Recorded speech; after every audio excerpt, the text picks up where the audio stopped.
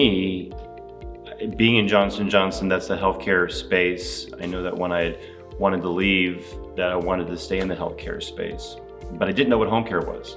I hadn't heard of it before. So I started looking at some of the traditional healthcare channels, and as I was doing more and more research, I came upon this concept of home care, and I started reading some of the stories of what the home care service can provide. And so I started to think more about what would home care look like in my own community, what would it take to be successful in that kind of a business. Clearly the opportunity was huge, but it really just started to fire off a bunch of different, like, wow, that's interesting.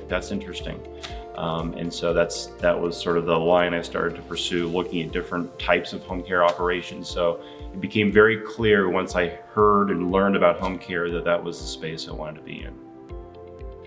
So for me, I did look at a lot of different companies, the larger ones and the smaller ones. I think what stood out to me about Qualicare was first the model, just the continuity of care.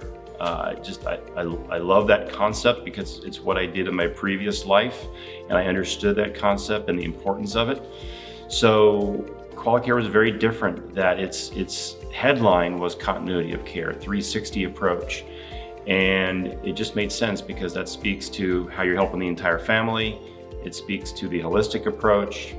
It speaks to how you're treating the entire family. And it also speaks to how you can provide more value to a community and to a family with that model. So it was the model really that started things off. And then being a smaller franchise, I appreciated. And yeah, those are really the two things. Of course, the people that I met, I knew that I'd be given great support from Qualicare, but those are the things that really stood out to me early on.